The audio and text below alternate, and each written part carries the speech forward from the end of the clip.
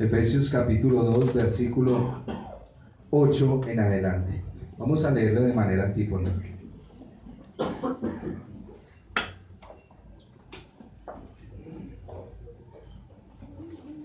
¿Lo tienen? Efesios capítulo 2, versículo 8 en adelante.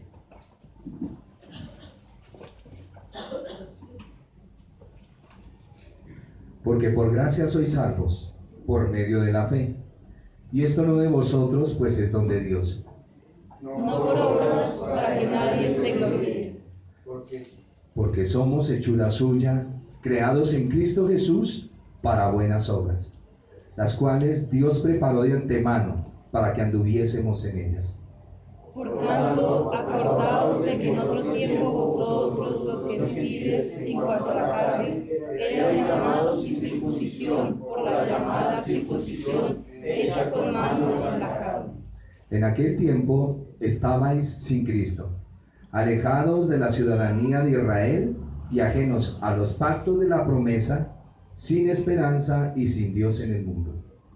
Pero ahora en Cristo Jesús, vosotros que en otro tiempo estabais lejos, habéis sido hechos cercanos por la sangre de Cristo.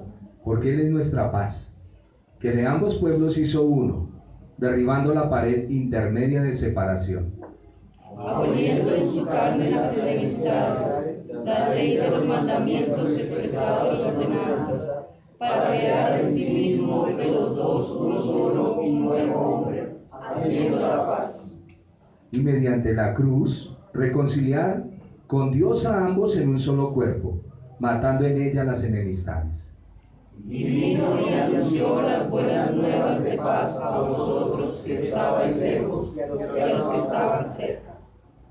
Porque por medio de Él, los unos y los otros tenemos entrada por un mismo espíritu al Padre. Así que ya no sois extranjeros ni advenedizos, sino conciudadanos de los santos y miembros de la familia de Dios. Edificados sobre el fundamento de los apóstoles y profetas, siendo la principal piedra del ángulo Jesucristo mismo, En quien todo el edificio, bien coordinado, va creciendo para ser un templo santo en el Señor. en quien vosotros también sois juntamente edificados para morada de Dios en el Espíritu. Tome asiento, mi hermano. Recorderéis de la clase pasada, como siempre lo hacemos.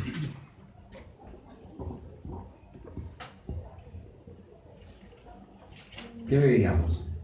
Dice que Él nos dio vida cuando estábamos muertos en nuestros delitos y pecados, ¿lo recuerdan? El creyente que vive en comunión con Dios siempre tiene que estar atento de que vive en una especie como de plano superior, en los lugares celestiales. Amén, Tratamos de identificarnos con el Señor en su muerte y resurrección, pero también en su ascensión. amén. ¿Estuvieron esta semana en los lugares celestiales? Bueno, es un ejercicio que tenemos que seguir, ¿no? Quitar la mentalidad que tenemos en este mundo y estar pensando en las cosas de Dios. ¿Ibas a decir algo, mi hermana Mayra? No. Siempre con la mente puesta en las cosas de Dios. Hablar de Dios es fácil, tener relación con Él es muy difícil. Y más difícil cuando usted tiene comunión y voluntariamente se somete al pecado. Usted sabe cuánto cuesta, ¿no? Cuando comenzamos la vida cristiana y cometemos un pecado, hablamos, un ejemplo, empezó la mañana y cometí un pecado, a los 5 minutos el Señor hace que me sienta tranquilo. Pero a medida que voy madurando, cometo el pecado y Él deja pasar medio día y no me contesta. Y a medida que voy madurando, Él puede dejar casi que pase todo el día y no me contesta. La situación más difícil para un creyente es no poder tener comunión con Dios. Usted puede orar y creer que Dios lo perdonó, eso lo puede creer usted. Pero muy diferente es cuando el Señor dice, estás perdonado, porque tú sientes paz, tranquilidad. ¿Entendido? Sigamos en nuestro estudio aquí. Venimos mirando que el apóstol viene diciendo que Él nos dio vida cuando estaban muertos en delitos y pecados. En el versículo 3 hablábamos de que el apóstol Pablo es un hombre excelente, En él no hay tacha como hombre judío, como hombre religioso. Él no anda en pecados descarados. ¿Lo recuerdan? En cuanto a la ley era irreprensible. Era de una de las tribus más limpias que había, y era la tribu de Benjamín, que eran estrictos en guardar la ley.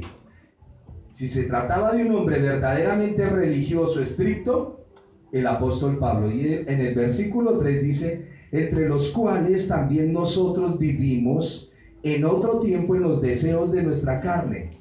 Y él viene hablando en el versículo 2, dice: en los cuales anduvisteis en otro tiempo, siguiendo la corriente de este mundo, conforme al príncipe de la potestad del aire. Y esta es una parte que vamos a analizar hoy. El gran enemigo de la iglesia primitiva, que es lo que el apóstol viene diciendo. ¿Recuerdan que decíamos en la clase pasada que el apóstol lo relaciona ese sistema en el cual él vive como si fuera un espíritu que anda rondando? Pero no necesariamente está diciendo que es un demonio, aunque ese sistema está siendo gobernado por un espíritu maligno. ¿Entendido?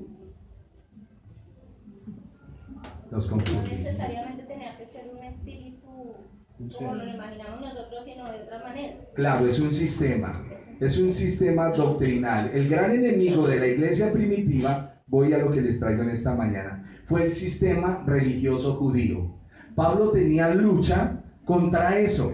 Pablo tenía lucha contra las creencias de los judíos, de los judaizantes. ¿Que cuál era? La circuncisión, el guardar el día de reposo, no porque fuera malo, sino porque querían instituir la comida kosher, o sea, no comer cerdo, no comer camarones, no comer ciertas comidas. ¿Cuáles eran los animales que no debían comer, que tenían pezuña coja? ¿El de pezuña hendida sí podían comer o no? Sí, pero que no rumiara. Ah, perfecto. No me voy a meter ahí porque si no nos desvirtuamos del tema. Escúcheme algo. Las mentes de las personas en la época del apóstol Pablo fueron sagazmente envenenadas por el veneno del sistema religioso judío. Como su mente también ha sido envenenada y por eso cree muchas cosas que le dicen. ¿Quién no ha creído en la Virgen Santísima? Bueno, yo creo en la de la Biblia, ¿no? Y creo que fue una mujer santa, no santísima, pero María fue una mujer santa. Amén. María no andaba con leggings mostrándose, ni con escotes, ¿cierto? No estoy hablando del vestuario, estoy hablando de la rectitud de su mente y de su corazón. ¿Estamos? María era una mujer que se guardaba para el Señor. Las mentes de las personas fueron sagazmente envenenadas por el veneno del sistema religioso judío, representando su liderazgo a quien el propio Jesús o nuestro Señor lo llamó generación de víboras. Cuando tú, vamos a comenzar a tocar un poquitico ese sistema. Cuando tú vienes a la iglesia, comienzan a decirte cómo vestir y cómo no, ¿cierto? Y la Biblia no habla de eso.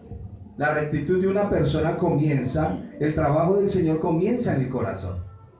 Estamos, cuando les está hablando ahorita de María en su vestuario, no quiere decir que un legging sea malo, ¿sí? Todo depende como usted se lo ponga y lo luzca. Porque hay leggings que se ven hermosos, ¿cierto?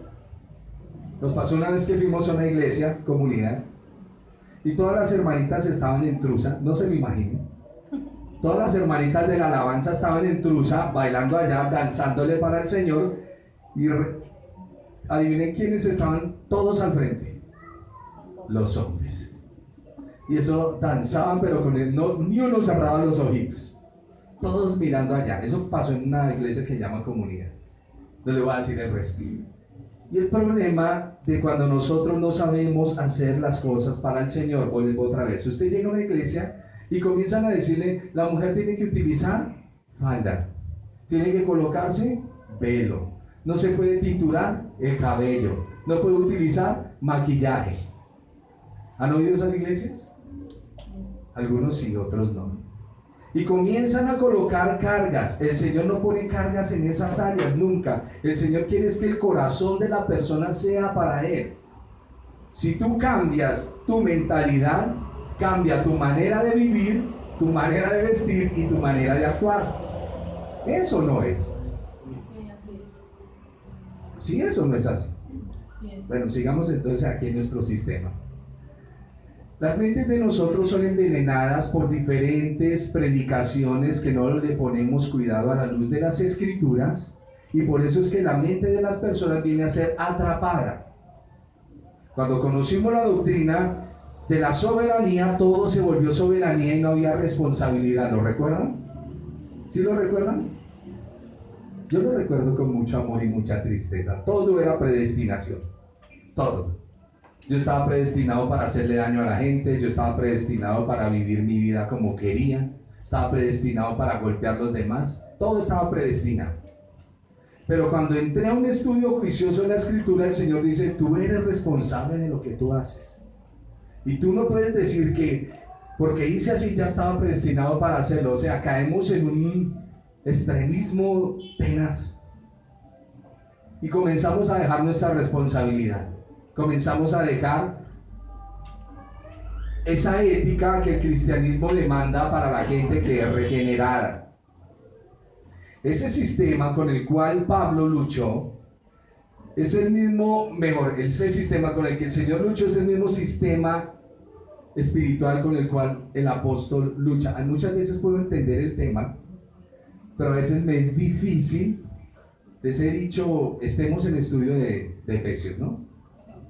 Porque cada vez que leo en la Escritura principado, potestad, y lo veíamos en la clase pasada, a ver, voy a tratar de hacerlo más fácil. Cuando el Señor Jesús muere y resucita, Él asciende, ¿cierto? Sube al cielo. Y cuando desciende dice, toda potestad me ha sido dada. Cuando decimos potestad es una autoridad o poder, ¿cierto? No necesariamente está diciendo que al Señor le dieron un espíritu que se llama potestad. No es un espíritu. Para cuando ustedes vayan a Efesios y lean que no tenemos lucha contra carne ni sangre, sino contra potestades, es autoridades religiosas que están comandando la iglesia. Y esa es la lucha que tenemos, porque muchos hombres hicieron cierta jerarquía, no sé de dónde se la inventaron, diabólica. Entonces dijeron que tronos eran una cosa, potestades otra, principados otra, pero no están entendiendo lo que el apóstol está hablando en su pensamiento hebreo. ¿Me comuniqué con eso? Hágase con la cabecita y puedo, porque es que me miran así y me asustan. Recuerden, principados, potestades, no están hablando de unos demonios, está hablando de unas autoridades con las cuales se tienen que enfrentar. Y Pablo está enfrentado a esas potestades, a esas autoridades. Quiero tocarles aquí un puntico. Voy a leerle lo que tengo acá. Es a este mismo sistema religioso que el apóstol Pablo identificó por principados y potestades. Cada vez que vea principados y potestades, ¿qué es? Autoridad. Un sistema religioso, unas autoridades que hay, porque está tratando con gentiles helenizados de la cultura griega. Ya hemos hablado de eso, ¿cierto? Gentiles helenizados. Gentiles helenizados son las personas que cogieron la cultura griega, aquellos judíos, y lo metieron en su cabeza, y todos lo están creyendo. Pablo va a utilizar ciertas expresiones en el léxico de ellos. Quiero hacerles una pregunta. ¿Ustedes saben qué es un dragón? ¿Un dragón? ¿Qué es? A ver, Sarita. Es un dinosaurio con alas. Muy bien. ¿Alguien ha oído hablar de Pegaso? ¿Qué es Pegaso? Un caballo con alas. Muy bien. ¿Han oído hablar del ave fénix? ¿Sí? ¿Qué es el ave fénix? Cuando mueres, sale de sus cenizas. Sale de sus cenizas. Y todo esto son conceptos griegos. El ave fénix no existe. Pegaso no existe. El dragón, y usted lo va a ver en la Biblia, no existe. Eso es parte de la cultura griega. Y tenemos que entender, cuando el apóstol escribe, no les nombré otros que son grifo, que es un animal con cara de león, pero con cuerpo de sirena. Y son una cantidad de cosas, o quimera, que es otro animal, que se inventaron los griegos para personificar ciertas cosas. Y de ahí que en la cultura del apóstol Pablo, todos los que no entienden esto, hacen que cuando el apóstol habla de un principado o una potestad, lo vuelvan un demonio. Y así no es.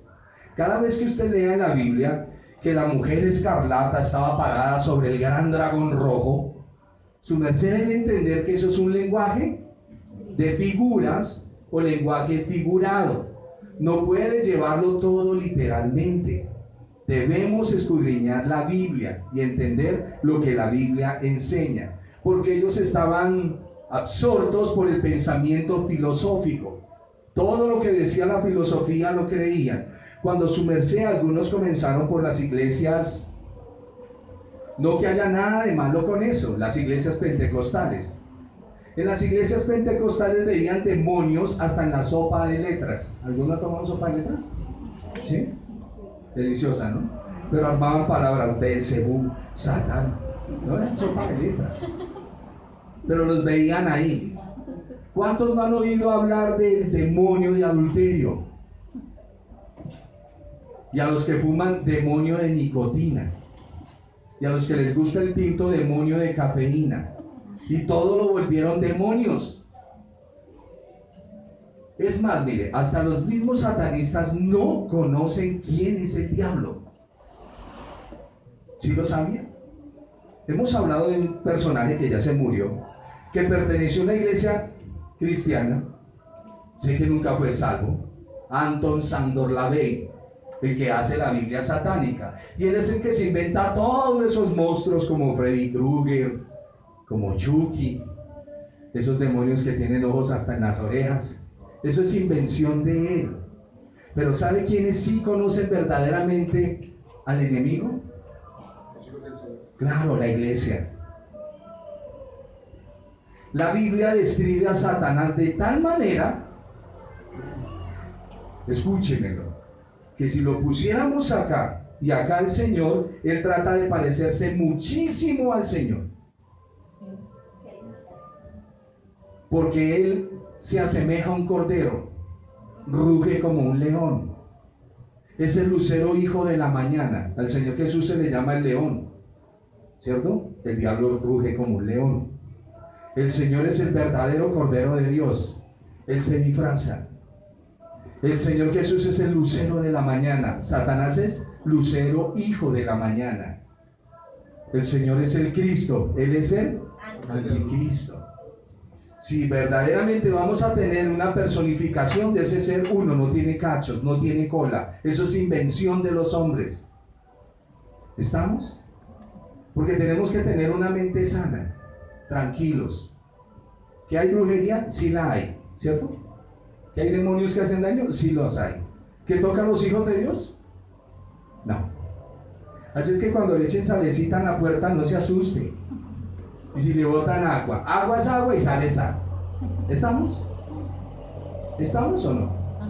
El comercio donde yo trabajo, donde venden los tenis, hay un viejito que vende las aguas perfumadas, le decimos el viejito aguas puercas, porque él dice que con esas aguas vamos a tener muchas ventas. Sí, le decimos el abuelito, el viejito aguas puercas. Y hay veces creemos en esas aguas puercas, creemos que eso tiene un efecto. Agua es agua.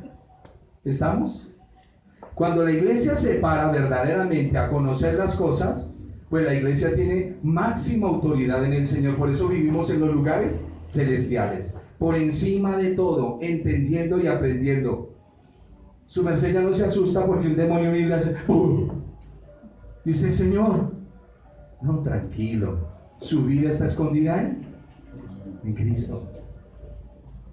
Que días hablaba con un muchacho hablándome de Lilith y de los masones y por aquí y en su fantasía, y le dije, tranquilo, relájese. Lo primero que necesitamos es arrepentimiento. Porque si no le puedo explicar todo lo que usted quiere y nunca me lo va a entender. Y la iglesia siempre está para dar claridad en eso. Todo no me lo vuelva demonio. Todo no me lo vuelva demonio. Versículo 8. Cuando el apóstol habla, vuelvo y se lo reitero, de principados y potestades, está hablando de esos gobernantes judíos. Los gobernantes judíos eran llamados los príncipes del pueblo. Por eso se llaman principados. Los príncipes del pueblo. ¿Cuáles eran los príncipes del pueblo? Anás y Caifás. Esos son los príncipes y son los que tienen el principado. ¿Ha oído usted la palabra el Principado de Mónaco? Sí. ¿Qué es? Una ciudad gobernada por un príncipe. Una ciudad gobernada por un príncipe. Perfecto, mi hermano. Más claro no se puede decir. Y entonces, no, y a mí hace muchos años vinieron y dijeron, ¿sabe usted por qué se llama Bochica? Porque hay un principado llamado Bochica, que era un demonio que tatatí, tatatá, y eso mete en una historia. 7 horas. Sí, claro. Y todos con el tarrado de aceite ungir el barrio. Sí, en serio, y dándole vueltas. No, mi hermano, ¿qué es eso? No le dé tantas vueltas, evangelice. Que fue lo mismo que le pasó a Martín Lutero cuando le pegó las 95 tesis en Wittenberg y dijo que las imágenes pues no tenían nada que ver con el Señor. ¿Y qué hicieron la gente que seguía a Lutero? Se fueron a romper todas las imágenes y se metieron en un problema. Y Lutero dijo, no le rompan las imágenes, sáquenle las imágenes del corazón al hombre y ellos después se encargarán de archivar eso. ¿Cierto? Hay gente que se convierte al Señor y ya llega a la casa de su mamá y ella tiene el niño ahí, el divino niño. Quite eso, eso es un demonio, el Señor lo reprenda. Tranquilo, tranquilo, explíquele. No es que ya lleva 40 años con ese ídolo ahí, su merced tiene que explicarle. ¿Estamos? Amén. Claridad en las cosas. Verso 8. Porque por gracia sois salvos. Hay 4 normativas para entender la salvación. 1, la ley. ¿Qué es la ley? Y es la forma con la cual identificamos nuestros pecados. ¿Quieres saber en qué pecado estás? Saca la lista de los 10. Lo llaman el decálogo. Lo llaman el decálogo.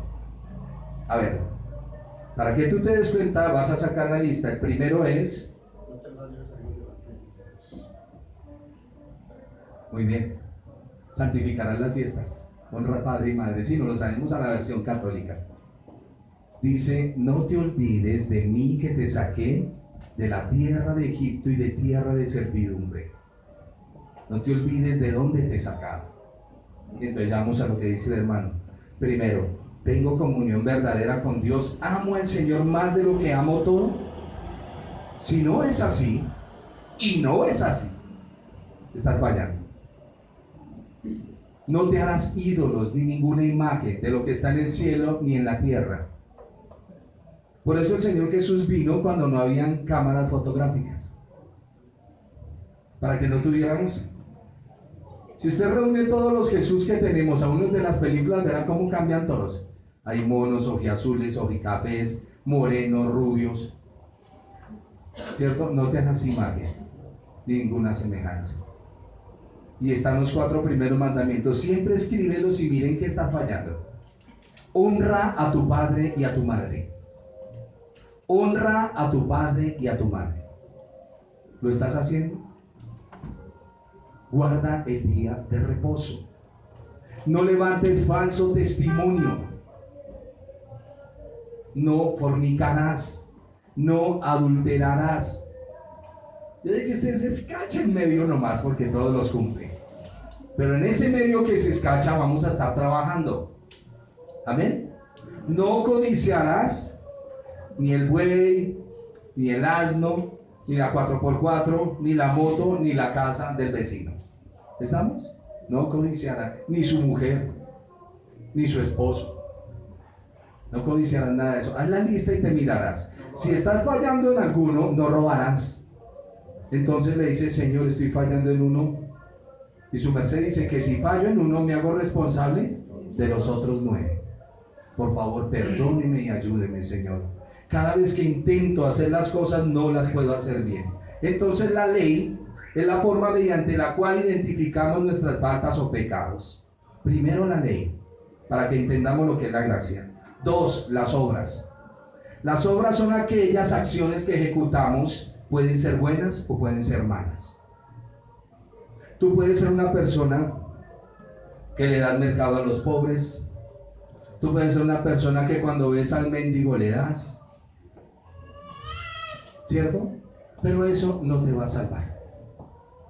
¿Por qué no te va a salvar? Porque la ley dice que tú quebrantaste los mandamientos, y al quebrantar los mandamientos tienes un problema judicial con Dios. Y por más obras que hagas, no podrás ser salvo. Entonces tenemos la ley y las obras. Y luego viene la gracia. ¿Qué es la gracia? Usemos el término. Un regalo inmerecido. Es algo que se te da sin merecerlo. Es la forma de recibir un bien sublime que no podemos pagarlo con nada. ¿Estamos? Hay creyentes que están tratando de pagarle a Dios su salvación por gracia. Están en un error. Están en un error. Dios te regala la salvación. Dice, me gusta la ilustración del pastor Chuck Swindoll, que hay personas que se les invita a cenar, ¿cierto? Se les sirve la comida y es de gracia, te están dando de gracia. Pero la persona quiere pararse, tomar la loza de la mesa, irse a la cocina y lavar el plato, tratando de compensar en algo ese regalo que le dieron. Y eso está mal. Y así hay muchos creyentes tratando de agradar a Dios con algo. De la única manera que agradamos a Dios es acogiéndonos a su indulto por medio del Señor Jesús. No hay cómo pagar. No hay cómo. Eso es la gracia. Y viene el último punto, que es la fe. ¿Qué es la fe? Sí, muy bien, hermano, la certeza de lo que no se ve. O sea, después de la Vía Láctea hay otras galaxias. Certeza de lo que no vemos, pero que están, están. ¿Qué es la fe? Listo, sí, pero ¿qué es la fe? El hermano Oscar hace días que estuvo dirigiendo acá nos dijo una palabra hebrea, que es emuná. ¿Qué es la fe bíblicamente? La fe no es esa actitud positiva. Oye usted, la gente, métale fe, métale fe. Métale fe que a usted le va bien. Sin mente, con fe. Eso no es fe, eso es una actitud positiva. ¿Qué es la fe? A ver, se lo leo. Es la convicción interna basada en las Escrituras, en la Biblia, que nos debe llevar a un accionar para que sea eficaz. La fe sin obra es muerta. Entonces, tu confianza radica en lo que la Biblia dice, no en una actitud positiva que tú tienes. ¿Estamos? Spurgeon, en uno de sus libros, no hay otro evangelio, creo que es ahí, de la fe del carbonero. Va el hombre a la iglesia y le dicen, oiga, usted va a una iglesia, ¿cierto? Sí. ¿Y usted qué cree? Pues en lo que dice el pastor. Yo creo en lo que dice el pastor. ¿Y qué dice el pastor? Pues lo que dice la Biblia. ¿Y qué dice la Biblia? Ay, pues lo que dice el pastor. Y lo que dice el pastor es lo que yo creo. Esa es la fe del carbonero, no sabe ni dónde está parado. ¿Estamos? Yo tengo que tener una convicción. La fe no es ciega, como muchos dicen. La fe no es ciega, la fe ve con los ojos de ella misma. La fe no es ciega. Vamos a hacer un negocio. No, el hombre es chévere, téngale fe. Téngale fe. Téngale fe, era que me lo pones a perder. Perdónenme la expresión. Es verdad, es cierto. Téngale fe. Usted como creyente en Dios debe, como decía el hermano esta mañana, tener su confianza basada en las Escrituras. El libro de Proverbios es un libro de sabiduría que le da a dónde confiar. Tranquilo, confíe que la pirámide es bueno. Hágale. Y Bitcoins, que está de moda. Y hay otra moneda por ahí. Hágale, papá. Confíe. ¿En qué debe confiar usted? En lo que la Biblia dice. La Biblia le arroja sabiduría. La Biblia le arroja sabiduría. Ya que usted no la quiera tomar, es asunto suyo. Entonces, la ley sentencia mi pecado y me dice que por más buenas obras que yo haga, no voy a ser salvo. Pero que la única manera de que yo pueda ser salvo es que entienda mi condición delante de Dios, y Dios me perdonará, y inmediatamente la gracia vendrá como cobertura hacia mi vida. Me darán un regalo que no merezco, que no me lo puedo ganar: la salvación. Mi salvación, aunque a mí no me vale nada, le vale al Señor Jesús su vida y su derramamiento de su sangre. ¿Entendido? ¿Entendido? ¿Queda claro? Entonces, cuando tomamos el versículo 8 y decimos, porque por gracia somos salvos por medio de la fe, ya no viene tan suelto. Ya entendemos lo que la Biblia habla de esto. Esto no es de vosotros. Esto es un don de Dios. ¿Qué es el don de Dios? La gracia. No por obras, para que nadie se gloríe. Porque los que hemos creído en el Señor somos hechura suya, creados en el Señor Jesús para buenas obras, las cuales Dios preparó de antemano. Ahorita vamos a mirar eso. Cuando desequilibramos estos 4 puntos, ¿cuáles son? Dígame el primero. Segundo. El tercero. Y el cuarto. Cuando desequilibramos estos 4 elementos, entramos a una vida a la deriva. Naufragamos sin rumbo. Yo soy salvo por la gracia. ¿Me explica? No, es que es por gracia. Y yo soy salvo. La fe del carbonero. Spurgeon lo traza así, explicando esto. Naufragamos sin rumbo, que nos llevan a dogmas, doctrinas de hombre, apartándonos de la gracia para hacernos esclavos de la ley, y solo cumplimos la ley en el Señor. ¿Entendido? Ya vamos afinando estas cuestiones. Yo sé que para las personas que están nuevas escuchar esto, es que hemos venido llevando un estudio, ¿no? Pero su merced ahorita entra. Esto es como cuando están jugando lazo y te tocó entrar y asaltan. Pero antes de entrar te dan nervios, pero tranquilo. Ya después de que le coja el ritmo, ya seguimos saltando todos. Y así van entrando uno por uno. Al comienzo, qué susto. Pero con el ejercicio vamos entendiéndolo. Del versículo 11 al 16, mire lo que dice el apóstol. Acuérdense en que ustedes en otro tiempo, gentiles, a ver, se lo leo de acuerdo al texto. Acordaos que en otro tiempo vosotros, los gentiles, en cuanto a la carne, erais llamados sin circuncisión. ¿Por quiénes? Por los de la llamada circuncisión, hecha con mano. En aquel tiempo estabais sin Cristo, alejados de la ciudadanía de Israel. Estamos ajenos a los pactos de la promesa, sin esperanza, sin Dios en el mundo. Y resulta que el Señor tomó a este pueblo y les dijo: les voy a dar una ordenanza. Ustedes saben que el Señor escogió a Abraham, ¿cierto? Y de Abraham le dijo que una descendencia. Y las ordenanzas que Dios había dado a su pueblo para que se distinguieran del resto, causó una separación desastrosa, creando el elitismo y mirando a los demás como lo peor. Por eso estábamos lejos, porque ellos no nos anunciaron las verdades que tenían que anunciarnos. El Señor les dijo: mire, se van a circuncidar. ¿Y qué representa la circuncisión? Se separan de las cosas pecaminosas del mundo, no van a andar conforme al mundo. Ustedes van a ser un pueblo para mí. Y toda persona que ustedes le expliquen esto y quiera seguir las ordenanzas, pues lo traen para acá.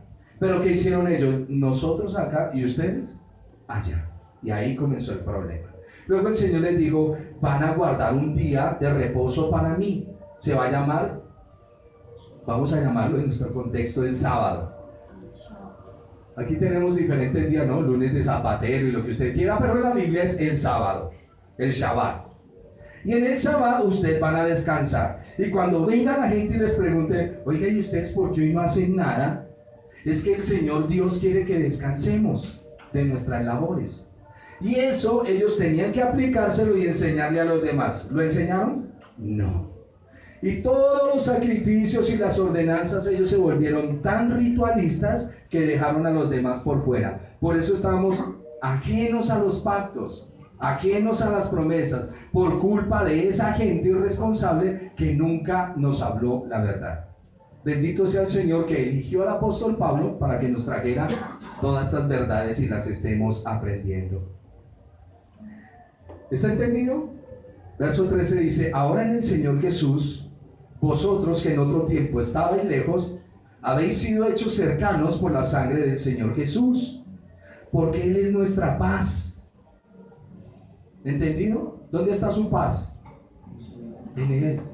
Él es nuestra paz, tanto para con Dios como para con los hombres, y en mi vida también, porque Él es nuestra paz, que de ambos pueblos hizo uno, derribando la pared intermedia de separación. La pared intermedia de separación, muchos dicen que era una pared que había en el templo y por aquí y por allá.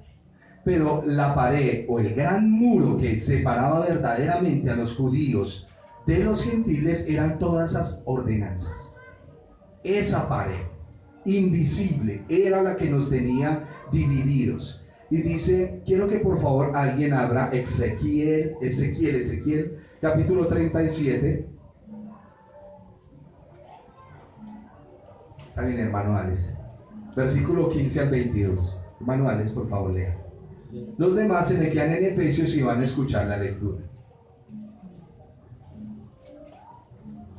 Vino a mí palabra de Jehová diciendo. Perdónenme un segundito, les doy el contexto. El profeta acaba de tener una visión sobre un valle de huesos, ¿cierto? El valle de los huesos secos. Y entonces él ve cómo esa profecía que está hablando de Israel, esos huesos comienzan a coger tendones, músculos, carne y se forma, pero queda quieto. Y ahí sigue la lectura, que es lo que es llamado los dos palos. Vino mi palabra de Jehová diciendo: hijo de hombre, toma ahora un palo y escribe en él para Judá y para los hijos de Israel sus compañeros. Toma después otro palo y escribe en él para José, palo de Efraín, y para toda la casa de Israel sus compañeros. Amén. Permítame un segundo. Cuando habla de José y Efraín está hablando de los gentiles. Y cuando habla de Judá y Israel está hablando de los que habitan en Jerusalén, de los que conocemos como los judíos. Síganme. Júntalos luego el uno con el otro para que sean uno solo, y serán uno solo en tu mano. Y cuando te pregunten los hijos de tu pueblo diciendo: ¿no nos enseñarás qué te propones con eso? Diles: así ha dicho Jehová el Señor. He aquí yo tomo el palo de José que está en la mano de Efraín, y a las tribus de Israel sus compañeros, y los pondré con el palo de Judá, y los haré un solo palo, y serán uno en mi mano. Y los palos sobre los que escribas estarán en tu mano delante de sus ojos. Y les dirás: así ha dicho Jehová el Señor. He aquí yo tomo a los hijos de Israel de entre las naciones a las cuales fueron, y los recogeré de todas partes y los traeré a su tierra. Y los haré una nación en la tierra, en los montes de Israel, y un rey será a todos ellos por rey. Y nunca más serán dos naciones, ni nunca más serán divididos en dos reinos. Amén. Esa profecía se cumplió en la época del Señor. Que algunos judíos están tomándola para hacer su doctrina. Entre ellos el primer ministro David Ben-Gurion en 1948 dijo que eso pronto iba a suceder. No, eso se cumplió en la época del Señor. Y es lo que el apóstol Pablo nos está diciendo acá. Les estoy dando algo de la profecía cumplida para que usted lo entienda. El Señor dice: voy a tomar los judíos, voy a tomar los gentiles, y ellos se van a unificar y van a ser un solo árbol. Ellos van a ser uno solo. Y es lo que Pablo está diciendo acá. Este es el cumplimiento de lo que Dios había dicho en Ezequiel. Los judíos y los gentiles van a ser un solo pueblo, un solo cuerpo, un solo hombre. Ahorita nos lo va a decir. Miremos lo que está diciendo acá. Versículo 14. Porque el Señor Jesús es nuestra paz, que de ambos pueblos hizo uno, derribando la pared intermedia de separación. ¿Cuál es la pared intermedia de separación? Los mandamientos y las ordenanzas, ¿cierto? Que decían los judíos, nosotros lo cumplimos porque estamos circuncidados y nosotros somos los del pacto. Y el Señor se para y les dice, ustedes son unos irresponsables que han quebrantado mi ley. ¿De qué me están hablando?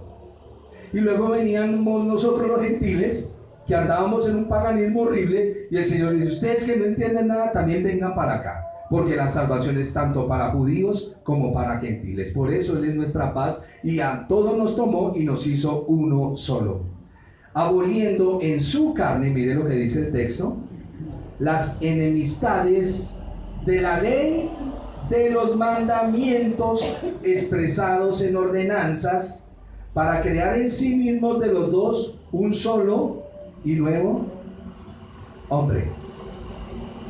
Hermano, cuando el apóstol Pablo dice ahí, la ley de los mandamientos y ordenanzas, ¿era lo que veíamos en Gálatas, las obras de la ley?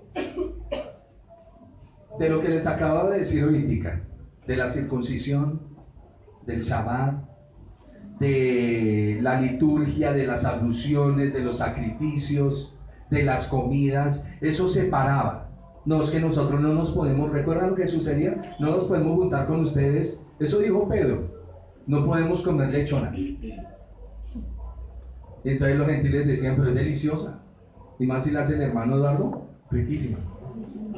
Pero Pedro decía, no, no podemos comer eso. Y esa situación creó un abismo. Esa es la ley de las ordenanzas. Y el Señor viene y dice, yo vengo. Al nacer el Señor Jesús al 8º día fue circuncidado, ¿cierto?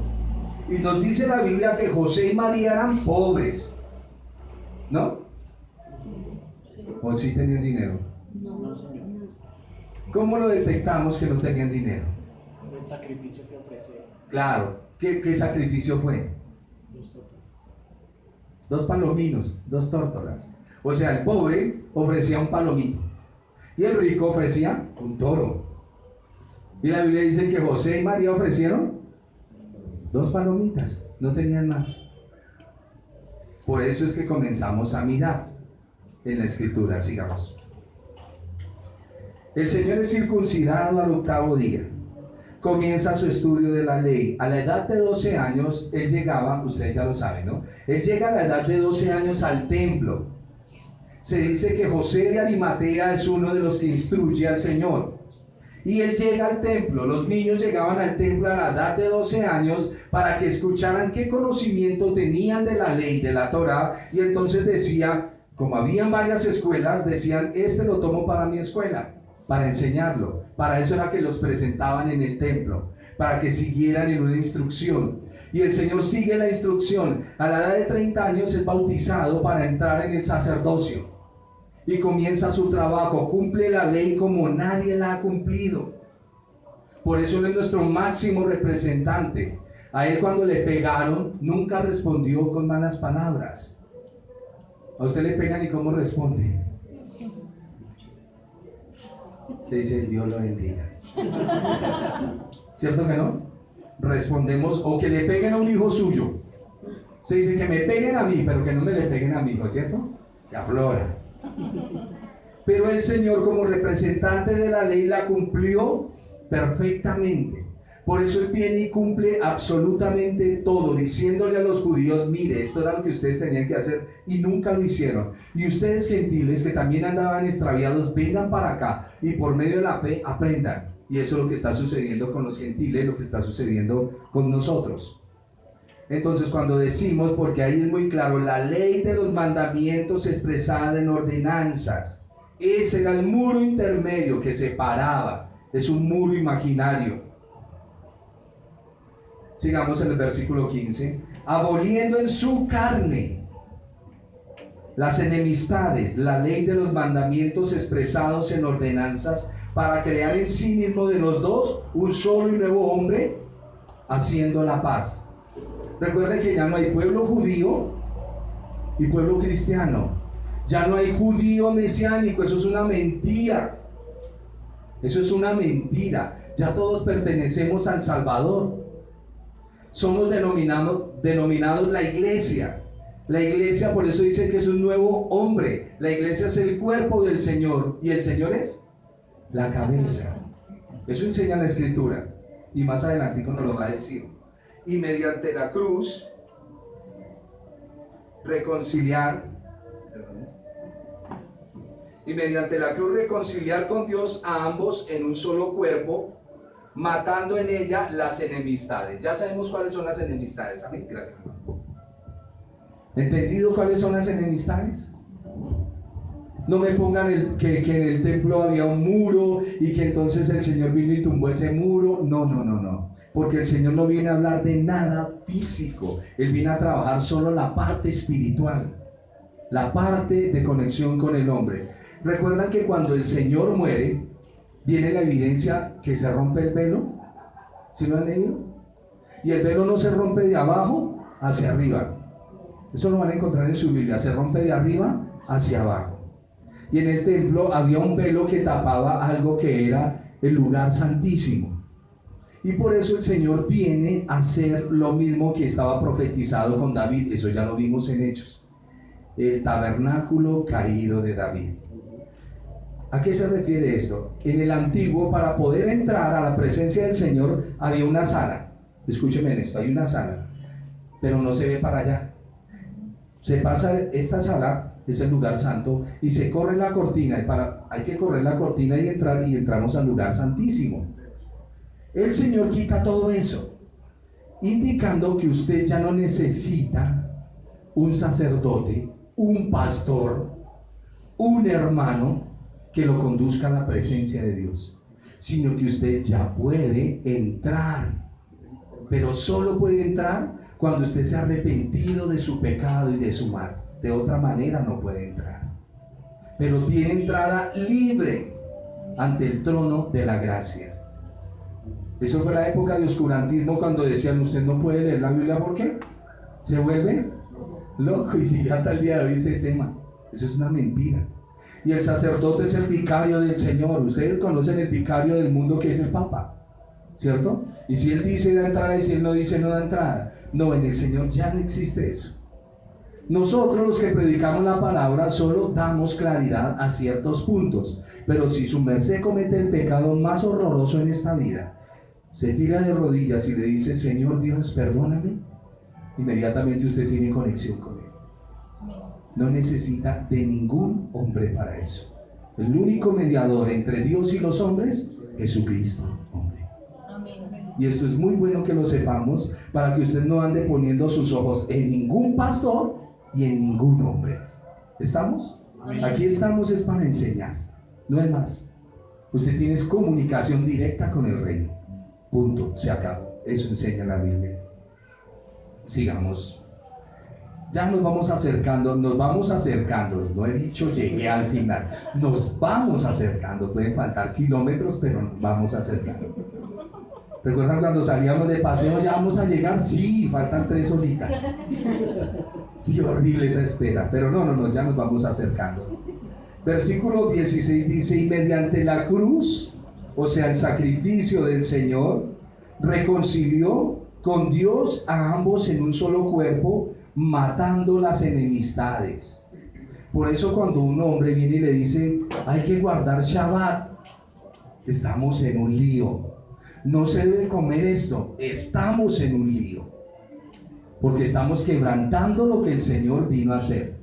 El sacrificio del Señor no necesita ayuda de ninguna mano leprosa del hombre. ¿Estamos? Porque nuestras obras son solo lepra frente a la majestad divina. El único sacrificio que acepta Dios Padre es el que hizo su Hijo en la cruz del Calvario. Amén. Así es que ya no más frijoles en los zapatos para subir a Montserrat. En serio, hermanos, no más rodilla pelada, no más. Hay un solo sacrificio, el que hizo el Señor Jesús. Versículo 15 y 16 dice: y mediante la cruz reconciliar a los hombres con Dios. En la cruz el Señor Jesús abolió en su carne la ley de los mandamientos, que son las ordenanzas, mostrándole la ineptitud a los judíos y nuestra enemistad también con Dios, tanto para los que creían que sí podían y como los que decían que no. Verso 17 dice: y vino y anunció las buenas nuevas de paz a vosotros que estabais lejos y a los que estaban cerca. ¿Quiénes son los que estaban cerca? Los judíos. Amén. Y vosotros los lejanos, nosotros los gentiles. Porque por medio de él, del Señor Jesús, los unos y los otros tenemos entrada por un mismo espíritu al Padre. Así que ya no somos extranjeros ni advenedizos, sino conciudadanos de los santos. Conciudadanos de los santos. Recuerden dónde está la ciudad. Abraham lo dice, ¿no? Abraham, ustedes sabían que Abraham tenía muchísimo dinero, pero muchísimo. ¿Sí lo saben o no? Sí, bastantísimo tenía. Y el Señor le dijo: Abraham, no me puede comprar ni una sola casa en la tierra. ¿Usted sabe lo que es eso? Le dan a usted $1.000.000 y entra a un almacén y le dicen: no puede comprar nada. Tremendo. Y Hebreos dice que Abraham entendió y dijo que buscaba ciudad cuyo arquitecto y fundador es Dios. El fundamento es Él. Y Abraham caminó. ¿Qué fue lo único que compró Abraham? La cueva de Macpela, donde enterró a su viejita que tanto amaba. Porque el hombre sí quería a su esposa, como todos ustedes quieren sus cónyuges. Amén. Y eso es bonito cuando hay amor. Un día estos vamos a hacer un tema de eso, que vamos a identificar ciertas cosas. ¿Sabía usted que nuestro padre Jacob tuvo 2 esposas? ¿Sí o no? Raquel y Lea. Y él iba por... Me salió un poquito, pero es para decirles algo de un próximo tema que vamos a tener. Él iba por quién? Por Raquel. Pero le metieron a Lea, ¿cierto? Pero la Biblia dice que él amó toda su vida a Raquel. Y la Biblia también me dice que Lea amó muchísimo a Jacob. Escuchen esto. Y ahí viene la contradicción. Porque usted puede estar amando a alguien y otra persona lo puede estar amando a usted. ¿Me entienden esa disyuntiva en ese asunto? Y es increíble, porque tú puedes estar muriéndote por una persona, pero esa persona no puede estar muriéndose por ti. Pero sí puede haber otra persona. Solo hasta que nace Judá es que Lea dice: ya no lucho más por este hombre, daré mi alabanza al Señor. La Biblia tiene muchos secretos hermosos, por eso le invito, léala, ahí va a aprender. Es que yo me muero sin él. Sí, pero él no se muere por usted. ¿En serio? Y viceversa. Verso 17 al 19, vuelvo otra vez a Efesios. Así que ya no soy extranjero ni advenedizo. ¿Dónde encuentran la historia de Raquel y Lea? En Génesis. Por allá después del capítulo 15 en adelante encuentra todo lo que le estoy diciendo. Así que ya no sois extranjeros ni advenedizos, sino conciudadanos de los santos y miembros de la familia de Dios. Y escuchen lo que dice el apóstol, porque siempre pasamos por alto. Edifíquense sobre el fundamento de los apóstoles y los profetas. ¿Qué es lo que está diciendo? Bajo el evangelio que se le está predicando a ustedes, pero no olviden la ley, no olviden los profetas. Edifíquense en la palabra. Eso es lo que está diciendo el apóstol Pablo. Edificados sobre el fundamento de los apóstoles y profetas, siendo la principal piedra del ángulo el Señor Jesús, en quien, y mire cómo nos viene diciendo él, porque para los ojos de Dios, su merced, valga ese, ¿cómo se llama esa palabra? ese término. Su merced, que puede ser de Boyacá, pero suena muy lindo. Su merced es una piedra en la iglesia del Señor. Usted es parte del rompecabezas y no se puede perder esa pieza. ¿Estamos? El día que usted falta a la congregación del Señor, hay un hueco en la pared y el Señor pregunta: ¿y dónde está mi piedra viva? Pueda que esa piedra se haya desanimado, haya entrado en problemas, en dificultad.